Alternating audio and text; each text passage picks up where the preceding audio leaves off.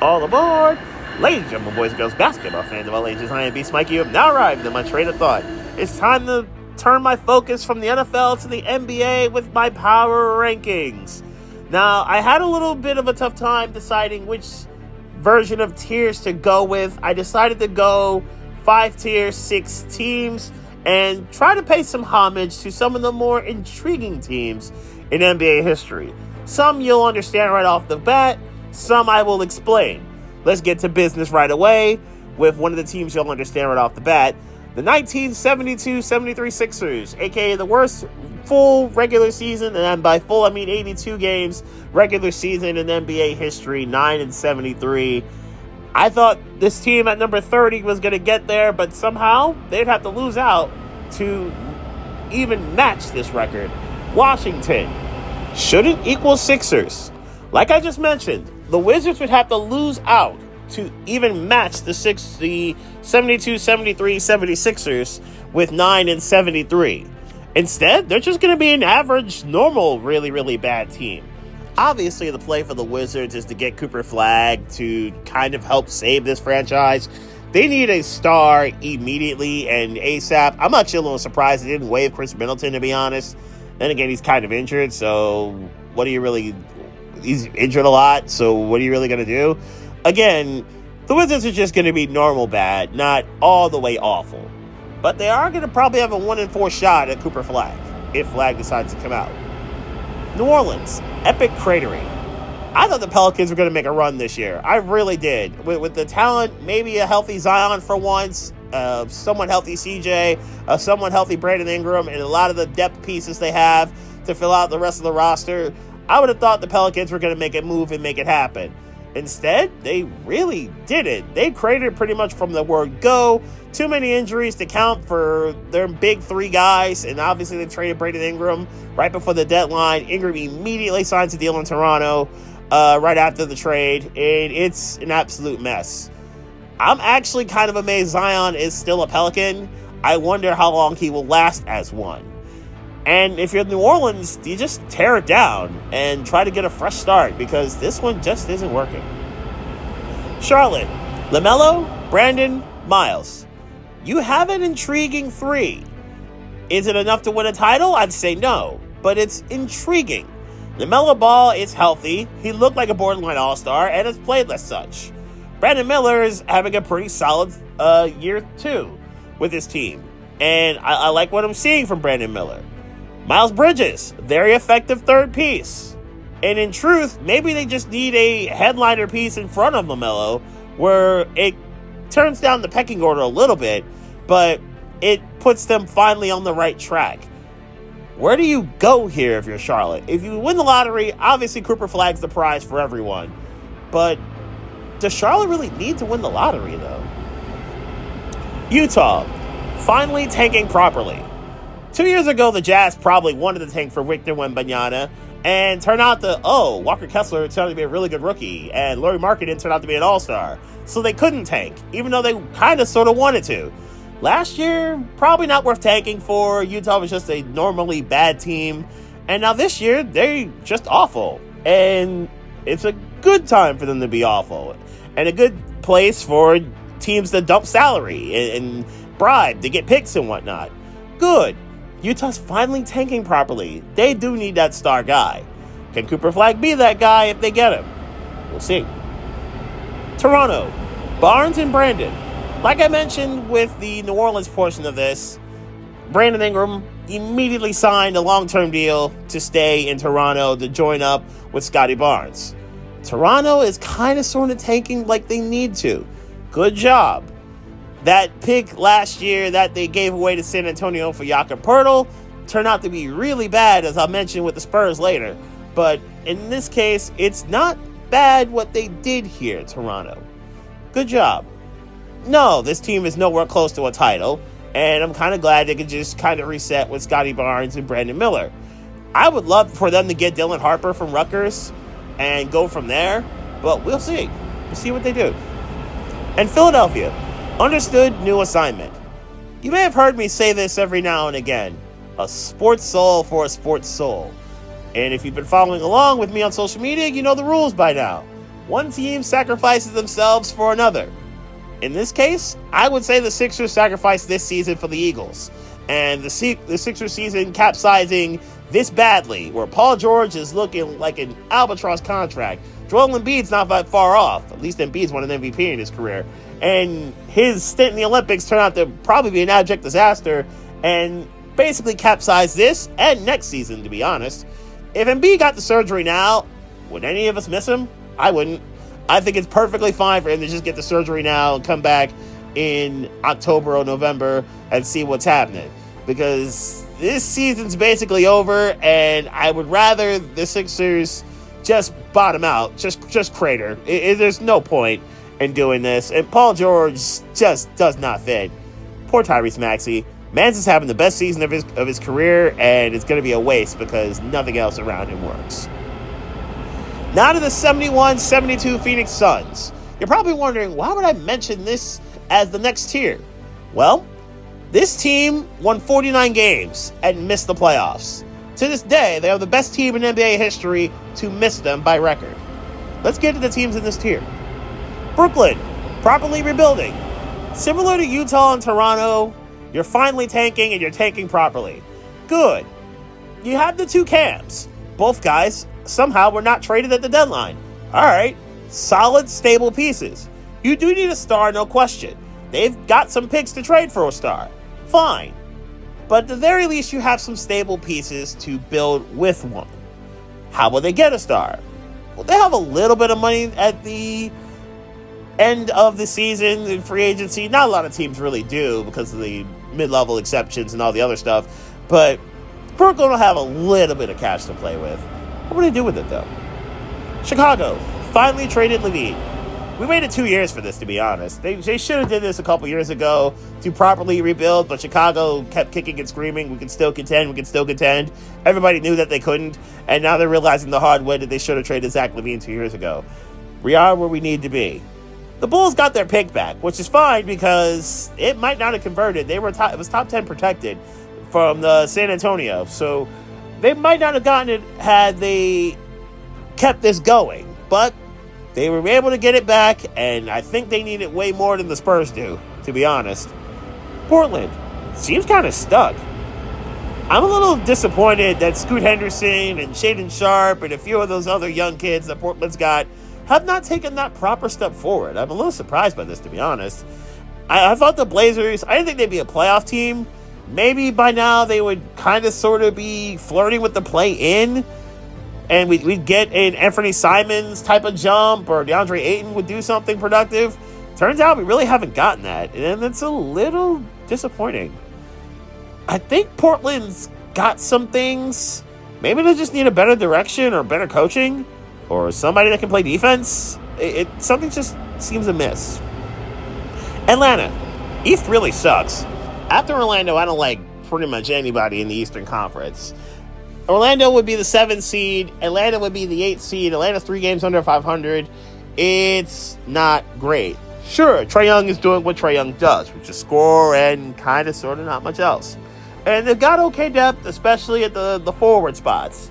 But it's not great. Atlanta probably shouldn't have a record as good as it is, yet they somehow do. And would somehow make the play-in game. They don't look like a play-in team. They don't feel like one. But then again, like I said, legitimately, I think there's only 7 legit teams that should make the playoffs in the East.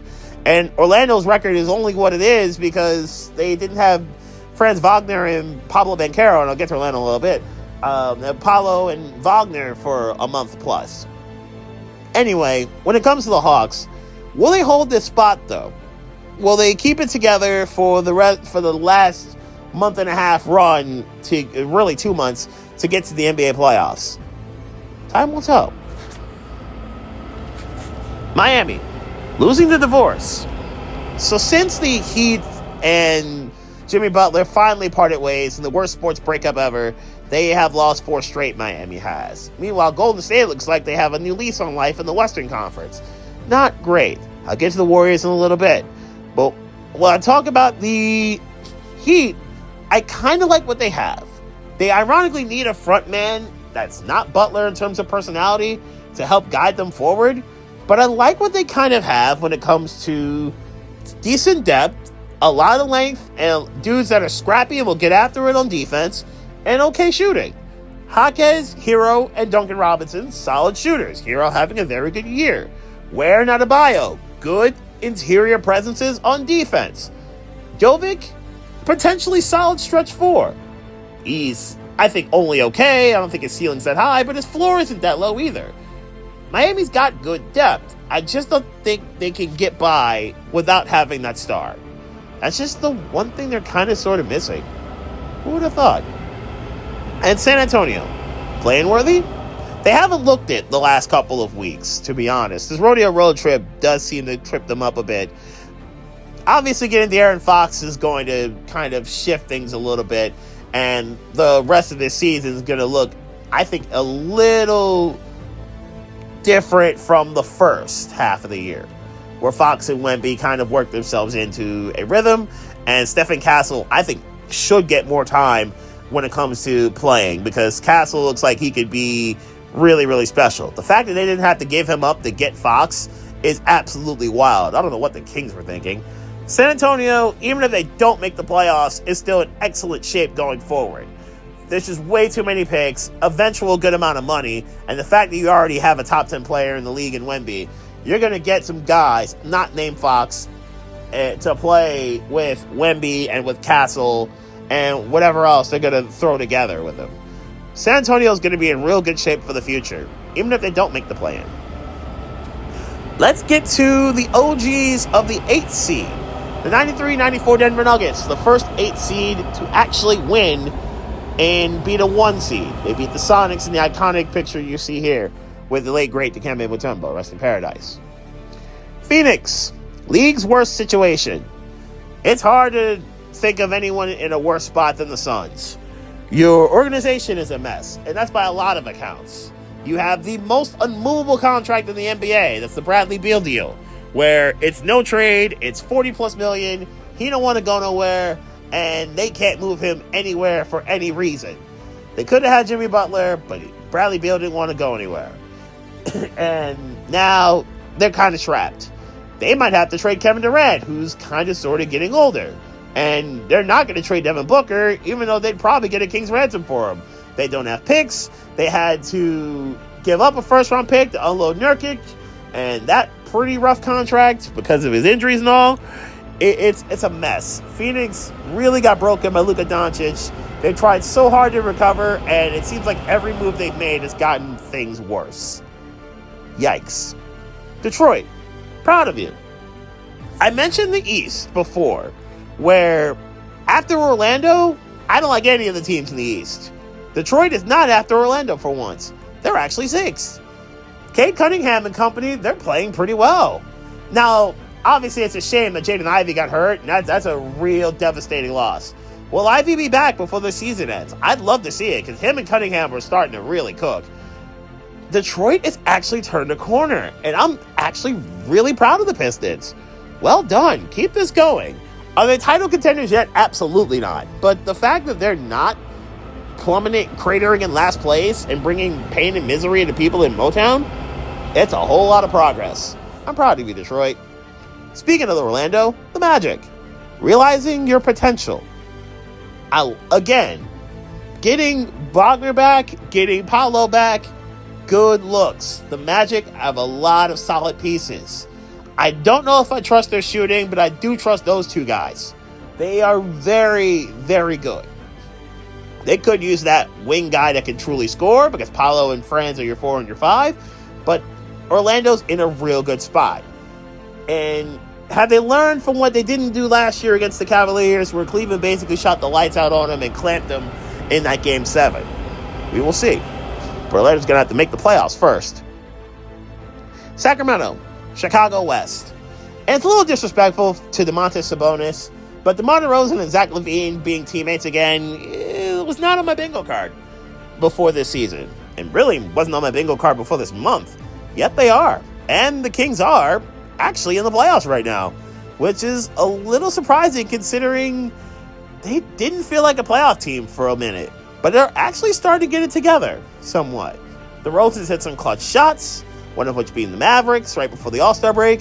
And the Kings are in a respectable place right here and now. That De'Aaron Fox return to Sacramento is going to be different, but they're in a decent spot, Sacramento is. Can they keep it together? We will see. Golden State, second wind. Like I mentioned, the Heat are losing to the Force. Clearly, Golden State is winning their side of it. They have looked much better. They have that next veteran that's got that dog in him, obviously, that is with a veteran crew that knows what to do in these spots and knows what to do in these playoff situations. I do wonder about the legs, like how long can a veteran crew like this last against a team that can run and go up and down the field, up and down the court, like a Kings, like a Thunder, like a Rockets, like the teams with just youth and athleticism that can just run for days against Golden State. But against an older, more experienced team, Golden State is going to give people trouble. And that's honestly one of the more dangerous things you could ask for. One of those teams, Dallas. Better win now. Dallas is honestly only here, and they figured some things out without Luka for a lot of the year. They were actually stable record-wise. But, okay, now you foolishly traded Luka, and you don't have Anthony Davis for the next few weeks. Dallas, I don't like this situation. You have basically the next 14 months to figure it out and try to be in title contention to win a championship, because I don't think you have much time after that with Kyrie and Anthony Davis, considering their ages and their injury histories. This just doesn't look great at all for the Mavericks. I don't know how long this lasts, and I think for Nico Harrison to keep his job, they probably have to win a championship without Luka. Let's get to the best team to not make the NBA Finals in NBA history, and we all know why they didn't make it, the 01-02 Sacramento Kings tier. Indiana, still good offensively. No, the defense is still not very good, but the offense can still cook. They're not the number one offense in the league, but they're only sixth. That's all right, though. Tyrese Halliburton and company started a little sluggish and a little slow, but they're getting it together. And the Pacers are looking like a team that probably can give somebody fits in round one, and maybe Boston or Cleveland in round two, depending on where they fall. Indiana shouldn't be in the conference finals like they were last year, but at the very least, a respectable round two out. I could see that for Indiana, and I think that's perfectly okay. Minnesota, Ant-Man cooking. I think the All-Star break might have been the worst thing to happen to Anthony Edwards. He was giving people 40 on a consecutive basis before the break last week, and was probably the hottest player in the league up until then. I think he could stay this hot going forward. I do wonder about Minnesota because of the obvious lack of fit with Randall and the rest of that crew. I think Minnesota can still make the top six. I am a little concerned about their spot no matter where they land in the playoffs, just because other than Anthony Edwards, who else is going to get you those buckets when you absolutely got to have them? But Minnesota, I think, is a worthy playoff team. Let's not get it confused. I just don't see them as a team that's going to make the conference final like they did last year. Milwaukee, please stay healthy. And Lillard, Giannis, potential Kyle Kuzma, we'll see how he fits with this Bucks team type of squad. Could they do something? Maybe. Could they also self-destruct? Well, it's Doc Rivers coaching the team, so you already know that's possible. The Bucks are respectable in offense, obviously. Giannis and Brook Lopez, you would like to think, can get this team right on defense somewhat. But if they can't, or if they can't stay healthy, they're one and done once again, as we all know. LA Clippers. Norman Powell improvement. Stormin' Norman Powell has been cooking for a lot of this year. Some people would argue, had LeBron warned people that he was going to miss the All-Star game, he would be the replacement. Okay, fine, cool. But James Harden's also played pretty well on his part. He was worthy of the All-Star game. And if Kawhi Leonard can give you anything in terms of actually playing, all the better. And it's a bonus. The Clippers don't strike me as a contender, but they do strike me as a team that is worthy of the playoff spot as of this moment in time. Houston, learning experience year? Is this for the Rockets what last year was for the Magic, what 2 years was for the Kings? That type of team. That team that kind of comes from nowhere. You don't see them coming. You don't expect them to make a move, even though they have good young talent. And then all of a sudden, boom, they make a move. Good young talent. Actually shows up and shows out, shines through.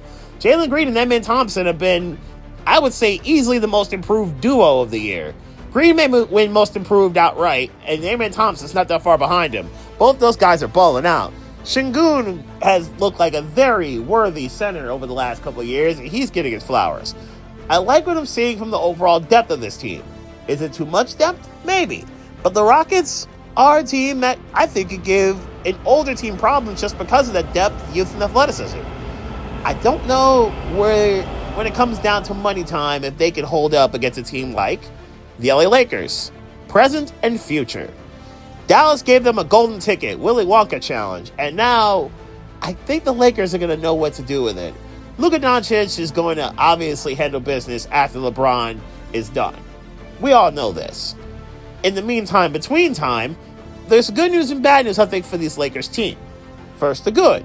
LeBron and Luka are two top 20 players, and maybe the two smartest players in the league, those two and Chris Paul. And the basketball IQ and the passing, it's all going to be there. I think they're going to figure it out. That's just the way they operate and do business. But it's going to have to be a time where Luka becomes the primary ball handler. And I do think LeBron can play off ball. I think that's established. There's not really any situations LeBron can't play in. I just wonder when that happens. When will this happen when Luka becomes the primary guy handling the rock and then everyone kind of plays off of Luka's style? I do want to see that happening. The other issue I have, and this is the bad news I have with this Lakers team, where's their size? They're good quality size, and they have to deal with the Jokic of the world. They have to deal with the Wembys of the world. And they have to deal with the big men in the Western Conference, because most teams in the West have quality bigs. Where is the size defensively coming from? That's why the Williams trade with the Charlotte not working out really could hurt them big time going forward. And now let's get to the 72-win 95-96 Chicago Bulls tier. New York, round 2 ceiling. I just don't see this Knicks team, and I think it's because of their lack of depth. They get by Boston or they get by Cleveland. I just don't see it. I get it. They did destroy Cleveland last year, or 2 years ago. I understand. They waxed Donovan Mitchell and basically made him an afterthought in the gentleman's sweep that they gave him. I get that. I just don't know if they have enough depth to deal with a stronger Cleveland team, a stronger Boston team, when they inevitably get out of round 1 and get to round 2. Jalen Brunson is having an excellent year. You see flashes from Karl-Anthony Towns. Don't get it confused. Mikal Bridges doing his thing. Like, I get it. The Knicks have a very good 1 through 5. It's just 6, 7, and 8. I need more from you. And I need Tom Thibodeau to actually play them. That would also be good. Memphis. Welcome back, Grizzlies. You're staying out of trouble. That means you, Ja Morant. You're balling out. That also means you, Ja Morant, and Desmond Bane, and the rest of that crew down in Memphis. You're figuring it out, and you're getting it together, and you're looking like the well-oiled machine I think a lot of us expected you to be when it came to how you was moving. Currently second in the West, and they're not doing anything really dumb or destructive, which is really good to see. I do wonder, though, have they learned from the previous times where they made the playoffs, where they ran into Golden State and got put in their place, and they ran into the Lakers and really got put in their place? I do wonder if they've learned from these mistakes and learned from these situations. Denver. Murray is cooking. Anthony Edwards was probably the hottest player in the league going into the All-Star break. Jamal Murray might be the second hottest. This month, Murray is averaging 37 a game, and it's been ridiculous for the last few weeks in general. Murray is one of those types of dudes that you want on your playoff roster, and is an absolute assassin when it comes to finishing teams off in the playoffs. I want to see what Denver can do if they can get any sort of help aside from Murray and Jokic when it comes to April, May, and June. Boston, solid title defense. The Celtics have had their injury issues, some with Porzingis, some with Tatum, some with Jaylen Brown. We all know this, but Boston is a well-oiled machine. Too much depth, too much length, too much shooting, too much size. The Boston can hit you from everywhere and anywhere at any time with pretty much 1 through 8 deep. They are a ridiculous unit and absolutely are going to be serious players to defend their title. They may see Oklahoma City, young and dangerous. The Thunder have been an absolute wagon, and this is without Chet Holmgren for 3 months. They have been absolutely dominating pretty much anything and everything in front of them in the Western Conference as a well-oiled machine, and now Holmgren is back. Now, their interior size is a little bit of a problem because it's just too thin. Hartenstein is a good grunt work player who I think balances out Holmgren, but I am a little concerned that are those two guys going to be enough when it comes to their paint work? Their defenders are otherwise good, yet kind of small. Little concerning in terms of their height. SGA is probably winning MVP because he's just been absolutely unreal. I mean, he gave Phoenix 50 without even trying, really, in the second to last game, I think, before the All-Star break. He was absolutely lighting Phoenix up. That game was close at halftime, and then the third quarter happened, and it was not close. And SGA had 50 pretty much somewhat through the fourth quarter, and it was a wrap. And Cleveland, realizing potential. Finally, we're seeing the Cavs in their total form. Donovan Mitchell playing pretty well, but Evan Mobley might be their best player. Mobley's been tremendously good and maybe one of the few true contenders to challenge Wemby for Defensive Player of the Year. I don't think he's winning it. I think that's Wemby's award. But Mobley has played really well. Jared Allen's played pretty well when he's been on the court. Darius Garland was another All-Star this year, and he's been cooking. The Cavaliers are starting to really get it, and they're starting to really make things happen. They're healthy, they're moving. There's not a lot of wrong here. And as I mentioned with the trade they made with Atlanta, the lineup is now well-rounded. Cleveland could have their year where they finally make a run without LeBron. Who would have thought I'd say that about the Cavaliers? And so we have gotten to the end of the power rankings this time. Now, I'm going to try to do this on Wednesdays going forward for the NBA, and kind of sticking with the theme of doing power rankings on Wednesdays like I did with the NFL. So the next one is going to drop a week from today. And a week from tomorrow will be the top 15 games I've done at SiriusXM. I'm going to drop that list, and I've already got everything ready to go, and you'll hear all of that. You'll see some of my favorite games that I've been able to do as a producer on my day job, if you will. The Where Do We Go From Here series, that's going to come March 2nd. I'm going to go day by day until we get through all 8 divisions. It's going to be a division format this year as opposed to doing teams 2 by 2. So I'm going to start with the teams that didn't win playoff games and work my way up and work my way to the NFC East, which is going to go last because the Eagles and Commanders won a bunch of playoff games. So that's what's coming up. This means that the power rankings are going to be next week and next up, and that the Washington Wizards are more than likely going to be the first stop on my next train of thought.